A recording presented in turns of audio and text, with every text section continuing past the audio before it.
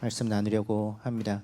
창세기에 나오는 소위 믿음의 조상들이라고 불리는 이들이 있습니다. 아브라함, 이삭, 야곱, 요셉 이런 사람들입니다.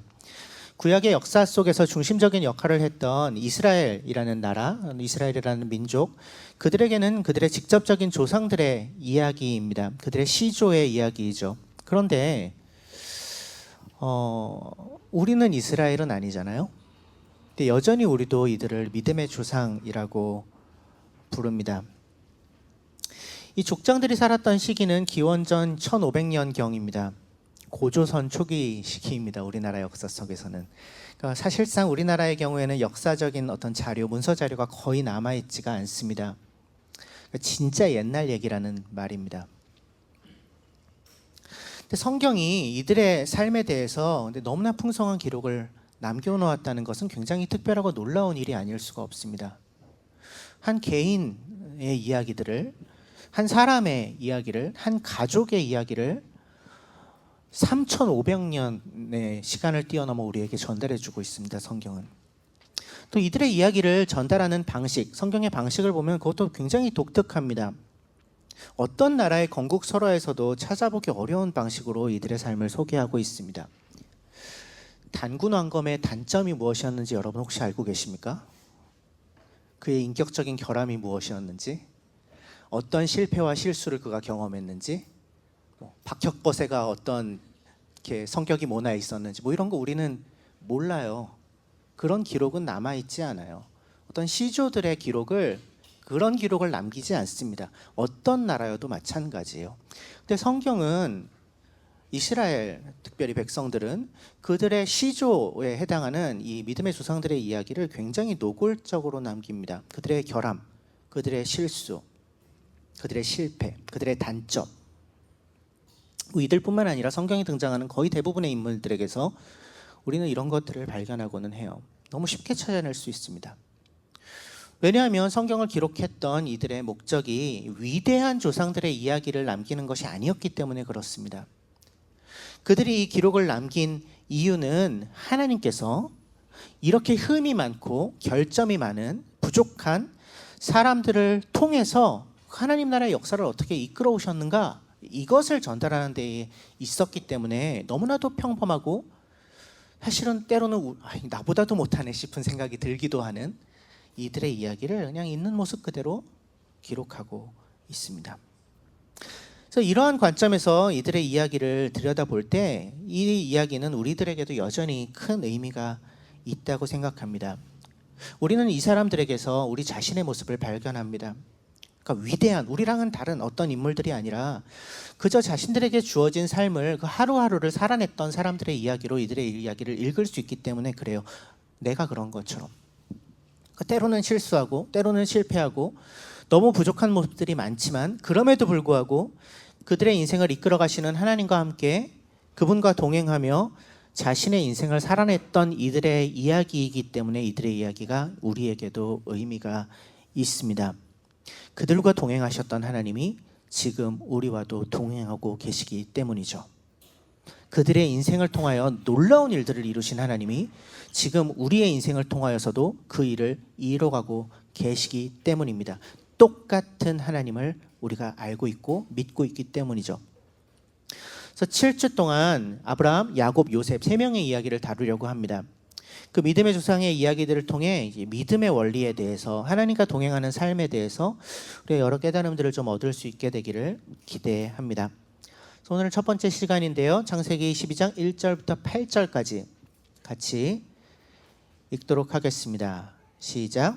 주께서 아브라함에게 말씀하셨다. 너는 내가 살고 있는 땅과 내가 난 곳과 너의 아버지의 집을 떠나서 내가 보여주는 땅으로 가거라. 내가 너로 큰 민족이 되게 하고 너에게 복을 주어서 내가 크게 이름을 떨치게 하겠다. 너는 복의 근원이 될 것이다. 너를 축복하는 사람에게는 내가 복을 베풀고 너를 저주하는 사람에게는 내가 저주를 내릴 것이다. 땅에 사는 모든 민족이 너로 말미암아 복을 받을 것이다. 아브라함은 주께서 말씀하신 대로 길을 떠났다. 롯도 그와 함께 길을 떠났다. 아브라함이 하란을 떠날 때에 나이는 75이었다. 아브라함은 아내 사레와 조카 롯과 하란에서 모은 재산과 거기에서 얻은 사람들을 거느리고 가나안 땅으로 가려고 길을 따라서 마침내 가나안 땅에 이르렀다. 아브라함은 그 땅을 지나서 세겜 땅, 곧 모래의 상수리 나무가 있는 곳에 이르렀다. 그때 그 땅에는 가나안 사람들이 살고 있었다. 주께서 아브라함에게 나타나셔서 말씀하셨다. 내가 너의 자손에게 이 땅을 주겠다. 아브라함은 거기에서 자기에게 나타나신 주께 제단을 쌓아서 바쳤다. 아브라함은 또 거기에서 떠나 베델의 동쪽에 있는 산간 지방으로 옮겨가서 장막을 쳤다. 서쪽은 베델이고 동쪽은 아이이다. 아브라함은 거기에서도 제단을 쌓아서 주님께 바치고 주님의 이름을 부르며 예배를 드렸다. 아브람이라는 인물이 등장합니다. 나중에 하나님께서 그의 이름을 아브라함으로 바꿔주십니다. 그렇기 때문에 그 이름이 더 잘 알려져 있고요. 그래서 오늘 말씀 나누면서도 아브라함이라고 하겠습니다. 하나님이 아브라함에게 말씀하십니다. 떠나라 라고. 어디로부터 떠나라고 말씀하시나요? 내가 살고 있는 땅, 내가 난 곳, 너의 아버지의 집을 떠나서 이야기합니다. 내가 살고 있는 땅, 지금 아브라함이 살고 있는 땅은 하란이라는 곳입니다. 하란은 교차로라는 뜻을 가지고 있습니다. 메소포타미아 문명의 중심지인 소위 비옥한 초승달지대, 유프라테스 강과 티그리스 강과 유프라테스 강 그 유역으로부터 시작해서 가나안까지 이르는 초승달 모양의 땅이 있습니다. 나머지는 사막과 광야 지역이고요. 비옥한 초승달 지역은 곡창지대였습니다. 그래서 그 지역을 중심으로 해서 메소포타미아 문명이 시작되었죠. 그 비옥단 초승달 지역의 정중앙 부분에 이제 하란이 위치해 있습니다. 지도를 하나 준비할 걸 그랬네요. 그래서 하란은 교차로란 뜻이라고 했죠. 대도시 간의 교역로가 발달해 있었던 곳입니다. 그래서 이후에 아시리아 제국이라는 대제국이 세워지는데 그 아시리아의 마지막 수도이기도 했습니다. 이곳이 하란이 내가 살고 있는 땅입니다. 내가 난 곳, 아브라함이 난 곳은 어디일까요? 이건 우르라는 곳입니다. 남부 메소포타미아에 있는 도시입니다. 굉장히 오래된, 인간 역사 중에 가장 오래된 도시 중에 하나입니다. 그래서 지금도 남아 있는데 거대한 지구라트라고 하죠. 이제 피라미드처럼 생긴 그런 것이 건설되어 있었던 곳입니다. 그러니까 당시 인류 문명의 아주 최정상에 있었던 그런 오래된 문명이 발달된 그런 도시가 아브라함이 난 곳 우르였습니다. 우르도 떠나고 하란도 떠나서 그리고 내 아버지의 집을 떠나서 이렇게 말씀하시죠. 아버지의 집은 공동체 구성원으로서의 어떤 권한을 의미합니다. 당시에는 당연히 고대 사회예요. 씨족 중심의 사회입니다. 가족들이 모여서 사는 게 당연했던 다른 종류의 삶을 상상하기 어려운 그러한 사회입니다. 그러니까 내 아버지의 집을 떠나라는 것은 굉장한 일입니다. 사실은 하란을 떠나고 우르를 떠나는 것보다 아버지의 집을 떠나라는 게 훨씬 더 심각한 명령이에요. 그동안 나를 지켜주던 보호해주던 사회적 안전망으로부터 떨어져 나가는 것을 의미합니다. 가족 구성원으로서 내가 받을 어떤 유산, 아버지의 유산, 그것을 상속받을 권리를 포기하는 것을 의미해요. 이제 혼자 살아야 된다는 것을 의미합니다. 어떠한 보호도 없이. 그곳들을 떠나라 라고 하나님께서 말씀하시는 것이죠. 근데 어디로 가라? 떠나서 어디로 가라라고 말씀하십니까? 내가 너에게 보여주는 땅으로 가라. 개역 성경에는 내가 내게 지시할 땅으로 가라 이렇게 되어 있습니다. 영어 성경에는 The land I will show you 라고 되어 있습니다. 퀴즈 하나 낼까요? 아브라함이 그럼 이 명령을 들었을 때 어디로 가야 될지를 알았습니까?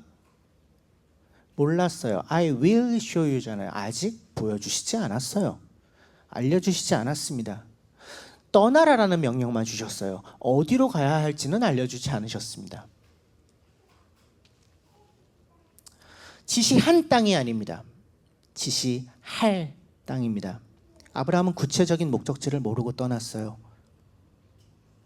어떻게 그럴 수 있었을까요? 하나님의 약속이 있었기 때문입니다. 하나님의 약속을 믿었기 때문이죠. 그 약속이 이루어질 것을 기대했기 때문이죠. 어떤 약속이었죠? 그 뒤에 나오는 거죠. 내가 너로 큰 민족이 되게 하고 너에게 복을 주어 내가 크게 이름을 떨치게 하겠다. 너는 복의 근원이 될 것이다. 이 약속입니다. 떠나라. 어디로 가야 할지는 내가 보여줄 테니 일단 떠나라. 네가 그렇게 내 명령에 순종하면 내가 너를 복의 근원이 되게 하겠다라고 약속하신 거죠. 계속해서 이어지죠. 그 복의 근원의 의미를 얘기합니다. 뭐 땅에 사는 모든 민족이 너로 말미암아 복을 받을 것이다, 이렇게 얘기하죠. 복이 뭐죠? 우리가 참 복을 좋아해요. 복 받기를 참 원합니다, 항상. 그래서 새해 인사도 새해 그렇게 인사해요. 새해 우리 이제 뭐 요즘은 아니지만 복주머니, 복 담으려고 복주머니 차고 다니고요. 뭐 복스럽다 이런 말, 칭찬으로서 우리가 하고요. 칭찬 맞죠? 네, 복스럽게 생겼다. 복의 사전적인 정의는 삶에서 누리는 좋고 만족할 만한 행운입니다. 또는 거기서 얻는 행복, 이것이 복이에요. 근데 그렇다면 가장 좋은 복은 뭘까요? 우리가 누릴 수 있는 가장 좋은 복은 삶에서 누리는 좋고 만족할 만한 행운이 복인데 우리의 인생 속에 어떤 걸까요? 복 중의 복은 하나님을 만난 거죠. 하나님과 사귈 수 있다는 것입니다. 그분과 회복된 관계를 누릴 수 있게 되었다는 것이에요. 그분의 아들로, 그분의 딸로 살아갈 수 있는 특권을 받게 되었다는 거죠. 이거보다 더 큰 복은 없죠. 이보다 큰 복은 존재할 수가 없어요. 그래서 아브라함을 통해 하나님이 하시고자 하셨던 일은 복의 근원이 될 것이다, 이렇게 말씀하시죠. 땅의 모든 민족이 복을 받게 할 것이다. 한 땅의 모든 민족이 이 복, 가장 귀한 복, 하나님과 사귐을 갖는 복을 누리는 시작점이 네가 될 거야, 이 말씀을 하시는 것입니다. 그 일을 하셔서 결국 하나님께서 처음 만드셨던 세상, 조화롭고 아름답고 질서 있고 균형 잡힌 정의로운 그 세상을 결국 회복해내실, 완성될 하나님의 나라를 이 땅에 이루어내시고야 말 그 계획을 하나님께서 품고 계신 거죠. 아브라함을 통해 그 하나님의 구원 계획을 구원의 완성 계획을 시작하겠다는 것입니다. 그게 네가 복의 근원이 될 것이다 라는 말의 의미예요. 하나님은 지금도 이 일을 하고 계세요. 지금도 이 일을 계획하고 이루어가고 계십니다. 그래서 이 약속을 아브라함이 믿었기 때문에 떠날 수 있었던 것입니다. 그 믿음이 없었다면 순종할 수 없었겠죠. 아브라함이 길을 떠납니다. 하나님이 지시할 땅으로 주저없이 떠나요. 4절이죠. 아브라함은 주께서 말씀하신 대로 길을 떠났다. 그때 나이가 75이었대요. 절대로 젊은 나이라고 할 수 없는 나이예요. 그래서 자기 아내를 데리고 또 자기 조카를 데리고 또 모든 재산들과 종들을 다 데리고 이제 길을 떠났습니다. 주저없이 떠나요. 하나님이 지시할 땅으로. 아무 보장도 없습니다. 그냥 하나님만 믿으면서 가는 거예요. 그러면서 하란이라는 풍요로운 땅 교차로 자신을 지켜주는 아버지의 집이라는 울타리를 떠나는 거죠.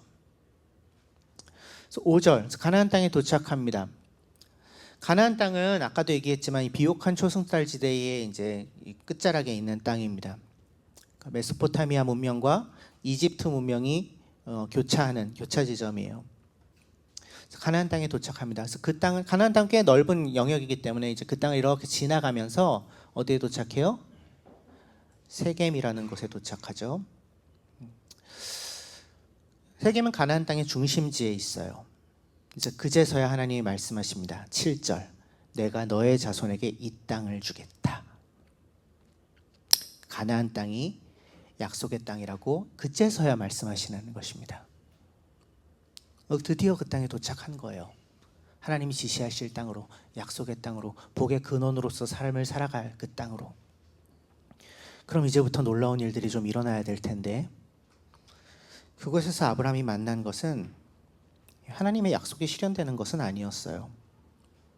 그 땅을 주시겠다고 하셨는데 그 땅을 실제로 소유할 수 없었어요. 왜? 그때의 6절 후반절, 그때의 그 땅에는 가나안 사람들이 살고 있었다. 그 땅은 빈 땅이 아니었어요. 그 땅에 살고 있는 사람들이 있었습니다. 이미 점령되어 있는 땅이에요. 비집고 들어갈 틈이 없습니다. 싸워서 점령하기엔 힘이 없고요. 뭐 지금처럼 돈 주고 땅을 살 수 있었던 그런 시대도 아닙니다. 돈이 아무리 많다고 해서 땅을 살 수 없었어요. 땅은 조상으로부터 대대로 물려받은 유산으로서 여겨졌기 때문에 돈으로 사고 파는 것은 굉장히 이례적인 일이었습니다. 게다가 아브라함은 외지인이에요. 외지인이 갑자기 들어와서 야, 당신들의 조상으로부터 물려받은 땅 내가 돈 주고 살게. 그건 맞아 죽을 일입니다. 그 당시의 문화로는 말도 안 되는 일이에요. 그러니까 자기가 신뢰할 수 없는 대상을 자신의 영역 안에 절대로 들이지 않죠. 사회 구조나 이런 것들이 제대로 되어 있지 않았던 것이었으니까 외지인을 들이지 않습니다. 당연한 거예요. 그것이 아브라함이 마주한 현실이었습니다. 여러분이었다면 어떻게 반응하셨겠어요? 하나님이 가라 그래서 갔어요. 길을 떠났어. 그래서 가다가 여기야 말씀도 들었어요. 근데 실제로 그 땅에서 이루어지는 것은 아무것도 없을 때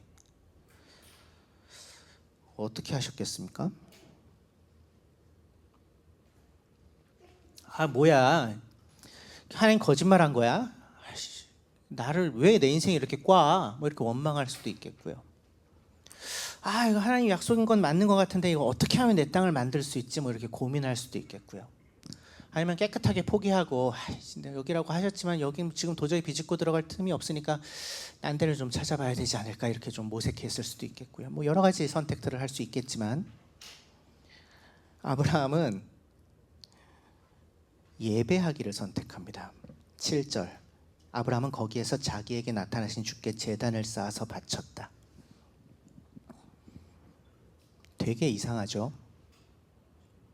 그곳에서 그 거대한 현실의 벽 앞에 부딪혔을 때 아브라함은 예배하기를 선택해요. 어떻게 그럴 수 있었을까요? 아브라함이 이미 보였던 그 믿음, 하나님에 대한 믿음과 그가 이미 선택한 하나님에 대한 순종이 그를 예배로 이끌어 갔던 거죠.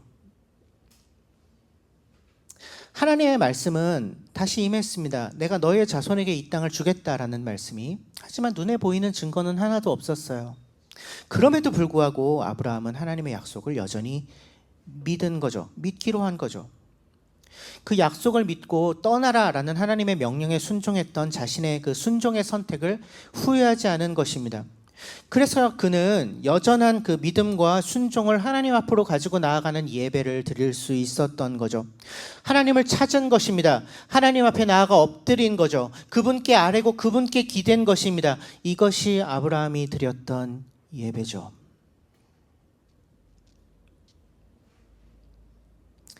그 다음에 어떻게 이어집니까? 이야기가 8절 예배 드린 다음에 아브라함은 또 거기에서 떠납니다. 오래 머물러 있을 수 없었던 것 같아요. 이 땅이라고 하셨는데 오래 머물러 있을 수 있는 상황이 아니었던 것 같아요. 예배 드리고 또 떠나갑니다. 산간지방으로 베델 동쪽 산간지방으로 옮겨가서 거기에 장막을 쳤다 이렇게 나오죠. 장막은 떠돌아다니는 사람들이 임시로 거처하는 장소죠. 천막이죠. 텐트. 그 집이 아니에요. 언제든 걷어가지고 다시 떠날 수 있는 것이 장막입니다. 이 장막이라는 것이 장막을 쳤다라는 것이 아브라함의 떠돌이 인생을 말해주고 있죠. 그곳에 장막을 치고 또 아브라함이 무엇을 합니까? 8절 후반절 거기에서도 제단을 쌓아서 주님께 바치고 주님의 이름을 부르며 예배를 드렸다. 또 예배합니다. 그리고 9절 넘어가면 다음 주에 다루겠지만 거기에서도 또 곧 떠납니다. 오래 머물러 있지 못해요. 그럴 수밖에 없었던 거죠. 사실 아브라함은 평생 동안 이렇게 떠돌아다니면서 살았습니다. 그가 그의 전생애 동안 소유했던 부동산은 자신의 아내 사라가 죽은 이후에 아내를 장사 지내기 위해 샀던 작은 동굴, 막벨라 굴이라는 동굴 하나와 거기에 딸려 있는 작은 밭대기 하나뿐이었어요. 그것도 굉장히 바가지를 써서 사요. 나이가 아주 많이 든 후에야 있었던 일입니다. 자기 소유의 땅이 없이 그냥 살았어요. 예배가 무엇입니까? 우리가 3주 전에 예배에 대한 이야기들을 나눴었습니다. 예배는 하나님 앞에 나아가 엎드리는 것입니다. 하나님이 왕이시기 때문에 왕이신 그분과 우리가 맺을 수 있는 유일한 관계의 방식이 예배일 수밖에 없다, 이런 얘기들을 했었죠. 그러니까 당신이 나의 왕이십니다, 당신이 나의 주인이십니다 라고 고백하는 것이 예배입니다. 어떤 형식으로서의 예배를 떠나서 그것이 우리가 존재로, 삶으로 드리는 예배죠. 하나님이 나에게 가장 소중하신 분이십니다 라고 고백하는 것, 그것을 기억하는 시간이 예배의 시간입니다. 하나님 외에 다른 어떤 것도 나한테 더 중요하지 않아요. 그 어떤 것도, 내가 가지고 있는 돈도, 내가 가지고 있는 시간도, 나의 에너지도, 나의 어떤 꿈도, 계획도, 어떤 관계도, 그 모든 것이 다 하나님의 것입니다, 내 것이 아닙니다 라고 고백하는 것이 예배죠. 그렇게 그분의 손에 내가 보기에 소중해 보이는 것들을 가지고 나아가는, 것으로 올려드리는, 그래서 당신이 가장 소중합니다, 이 모든 것들보다 하나님이 가장 소중해요 라고 고백하는 그 시간이 예배의 시간이죠. 그렇게 지금껏 나의 삶 가운데 나에게 모든 것들을 주셨고 앞으로도 주실 하나님께 감사를 올려드리는 시간이 예배의 시간이죠. 하나님에 대한 깊은 신뢰가 없으면, 믿음이 없으면 예배할 수 없어요. 내 삶 속에 어떤 일이 일어나든지 간에 그것과 상관없이 결국 하나님의 선하신 계획이 이루어지고야 말 것이라는 믿음이 있어야 우리는 예배할 수 있습니다. 세상에서 일어나는 다른 어떤 일들은 다 그 결과가 불확실하지만 오직 단 한 가지, 완성될 그분의 나라를 이 땅에 이루시리라는 하나님의 그 최종 계획만은 반드시 이루어지고야 만다는 소망과 믿음이 결국 우리를 예배의 자리로 이끌어갑니다. 이것만이 유일하게 영원한 일이 될 것이기 때문에, 하나님을 예배하는 것만이, 그분과 관계 맺는 것만이, 그분 앞에 엎드리는 것만이. 하나님에 대한 깊은 믿음 없이 그분께 예배할 수 없습니다. 또 하나님에 대한 순종의 다짐 없이 그분께 예배할 수 없습니다. 하나님이 왕이시고 우리는 그분의 백성이라는 것이 그분과 우리가 맺는 관계의 기준이니까요. 그러니까 여전히 내 것을 꼭 움켜잡은 채 이것은 절대로 건드리지 마세요, 이런 자세로 하나님 앞에 나아갈 수가 없습니다. 그것은 그분을 왕으로 대하는 태도가 아니기 때문에.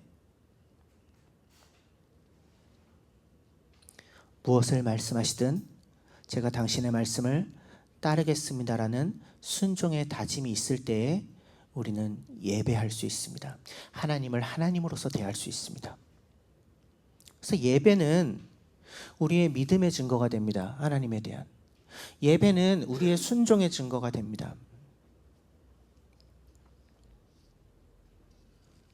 아브라함이 드렸던 예배가 그랬던 것처럼 아무것도 이루어지지 않고 아무것도 보이지 않지만 하나님을 믿기에, 그분께 순종했던 자신의 선택을 후회하지 않기에 예배할 수 있었던 것처럼,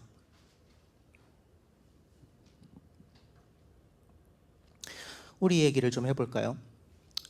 때로 하나님이 우리에게도 떠나라, 내가 너에게 지시할 땅으로 떠나라 말씀하실 때가 있습니다.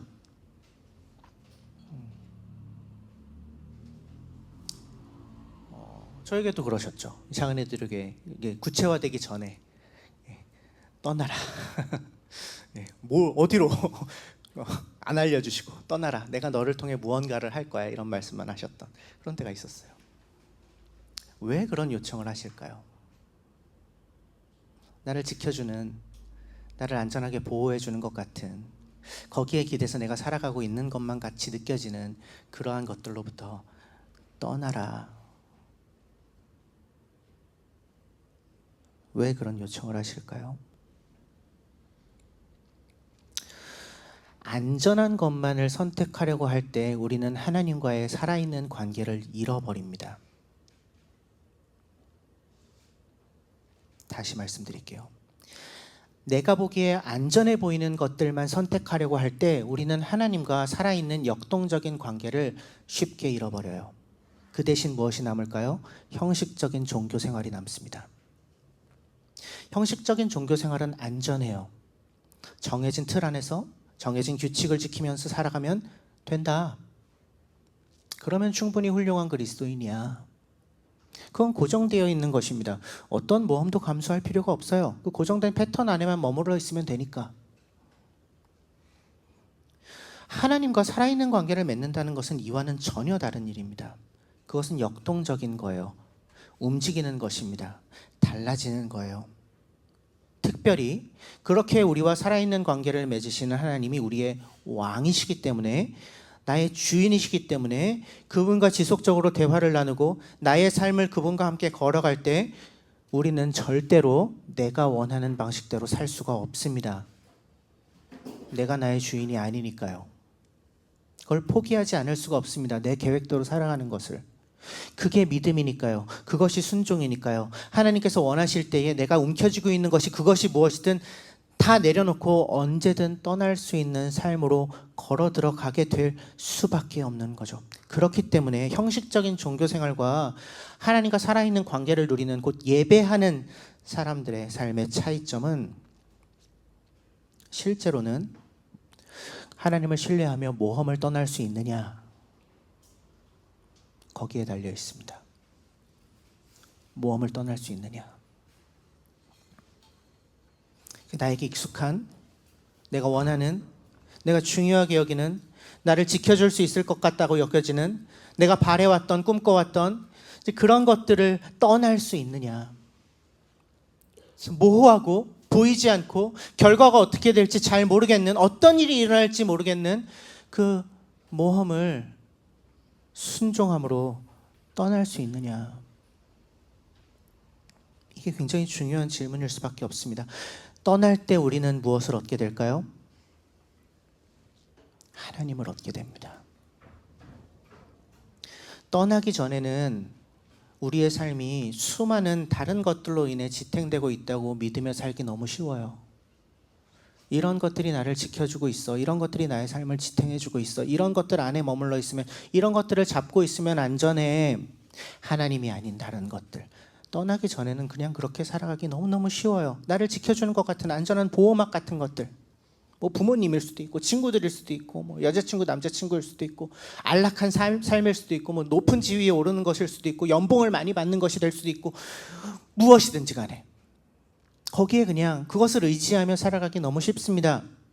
근데 그것들이 의지할 수 있을 만한 것들입니까? 우리를 실제로 안전하게 지켜줄 수 있는 것들인가요? 그렇지 않죠. 근데 그걸 어떻게 발견하죠? 거기에 기대어 살고 있는 동안에는 절대로 알 수 없어요. 언제 알 수 있습니까? 이런 것들이 나를 지켜줄 수 없구나라는 걸 언제 알 수 있나요? 하나님과 함께 모험의 길을 떠날 때 알 수 있습니다. 그래서 떠남을 통해 우리는 하나님 자신을 얻게 됩니다.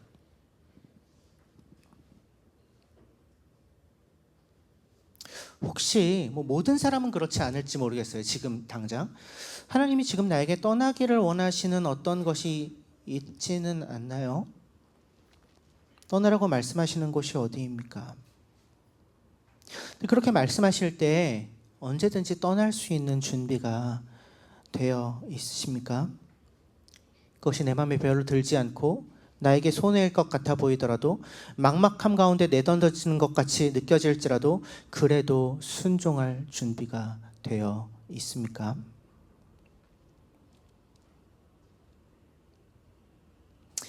그 순종이 가능하려면 무엇이 필요하다고 했죠? 믿음이 필요합니다. 하나님의 약속에 대한 믿음이 필요합니다. 아브라함이 그랬던 것처럼. 나를 향해 갖고 계신 그분의 약속은 무엇입니까? 나에게 주신 그분의 약속은 무엇인가요? 나를 통해 이루고자 하시는 하나님의 뜻과 계획은 어떤 것인가요? 먼저 그 약속을 받는 것이 중요합니다. 그것을 내 거로 삼는 것이 중요해요. 하나님을 믿는다는 것은 너무나도 분명하게 가장 고귀한 복을 누리는 삶입니다. 세상에서 말하는 복이 아니라 새해 복 많이 받으세요 이렇게 얘기할 때 얘기하는 그런 복이 아니라 그것과는 비교할 수 없는 가장 지고한, 가장 높은, 가장 귀한 복을 우리는 하나님을 믿으며 살아갈 때 누리게 됩니다. 근데 거기서 한 걸음을 더 나가야 되죠. 우리가 존재하는 목적은 내가 복 받는 것이 아니기 때문에 그렇습니다. 우리가 존재하는 목적은 뭐예요? 복의 근원이 되는 것입니다. 아브라함이 그랬던 것처럼 하나님을 알아가고 하나님과 함께 동행하고 그분과 사귐을 갖는 것이 가장 큰 복인데, 그 복을 나만 누리고 마는 것이 아니라 나를 통하여 누군가도 그 복을 누릴 수 있도록 하는 것, 그 복의 근원이 되는 것, 우리를 통하여 그 복이 흘러가도록 하는 것, 이것이 우리의 부르심이죠. 우리의 존재 목적입니다. 끝까지 믿으며 끝까지 순종하는 자들을 통하여, 그들의 인생을 통하여 하나님의 이 약속이 반드시 이루어집니다. 하지만 그 약속들이 곧바로 이루어지는 경우는 거의 없습니다. 대부분은 아무 증거가 보이지 않을 때가 훨씬 더 많아요. 이루어질 것 같아 보이지 않고, 여전히 우리의 삶이 고달프고, 내가 느끼는 나의 필요는 채워지지 않고, 죽을 것 같이 힘든 그런 상황들이 찾아오죠. 그때 무엇을 선택할 것인가가 관건입니다. 좌절하고 무너져서 그 자리에 머물러 있을 것인가? 아니면 포기하고 다른 길로 갈 것인가? 아니면 예배하기를 선택할 것인가? 아브라함이 그랬던 것처럼. 지금은 아무것도 이루어지는 것 같지 않지만 결국은 당신의 계획을 온전히 이루어내시고야 마실 하나님을 다시 한번 바라보고 그분 앞에 엎드려 여전한 믿음과 여전한 순종의 고백들을 올려드리는 예배를 선택할 것인가? 그 하나님이 어떤 분인지 그래서 더 알아가고, 그래서 그분을 향한 믿음이 그 예배를 통해서 더 깊어지고, 그분을 향한 믿음이 깊어졌기 때문에 더 기쁘게 순종할 수 있게 되는 그 선순환 구조 속으로, 믿음과 순종과 예배의 선순환 구조 속으로 들어가 거기에 머물러 있을 것인가? 이게 관건이죠. 아브라함이 우리에게 보여주는 모습이 바로 이것입니다. 이 이야기 속에서 우리가 발견하는 게 이거예요. 믿음이 순종을 낳고, 순종이 예배로 우리를 이끌어가고, 예배가 그 믿음을 더 선명하게 해주는 그 선순환 구조. 하나님의 약속을 붙잡고 그분의 뜻이 결국 이루어지고야 말 것이라는 것을 믿는 자들만이 그분께 순종하는 선택을 할 수 있고요. 그분께 기꺼이 순종하기를 선택하는 자들만이 하나님 앞에서 온전한 예배를 드릴 수 있고요. 하나님 앞에서 온전히 예배하는 자들은 하나님과의 관계가 더 깊어질 수밖에 없고요. 하나님과의 관계가 깊어져서 그분을 알게 되면 알게 될수록 그분을 더 신뢰하게 될 수밖에 없고요.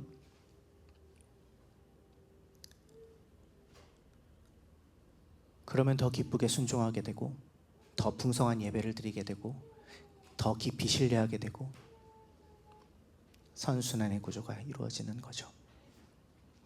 하나님만이 아무것도 믿을 수가 없는 이 세상 속에 유일하게 우리가 믿을 만한 분, 언제나 그 자리에 계신 분이시기 때문에 그 약속을 믿으며 부르심에 순종하고 하나님께 예배하는 그 선순환 구조, 그 원 안에 머물러 있는 것이 우리에게 어울리는 우리의 자리인 것입니다. 그래서 오늘 우리 각자의 삶이 이 선한 원 안에서 살아가는 삶이 되기를 간절히 원해요. 대단한 것을 이루지 않아도 괜찮습니다. 어마어마한 업적을 세우지 않아도 괜찮아요. 되게 멋지고 잘난 것 같아 보이는 소위 말하는 갓생을 살겠다고 그렇게 애쓰지 않아도 괜찮습니다. 그거보다 훨씬 더 중요한 것은 이 원 안에 머물러 있는 것이기 때문에 그래요. 그래서 오늘 우리의 삶이 이 선한 원 안에서의 삶이기를 간절히 소망합니다. 그래서 하나님이 우리에게 약속하신 대로 우리 모두가 복의 근원이 되는 그러한 삶을 그렇게 살아내기를 주님의 이름으로 축복합니다. 잠시 침묵하겠습니다.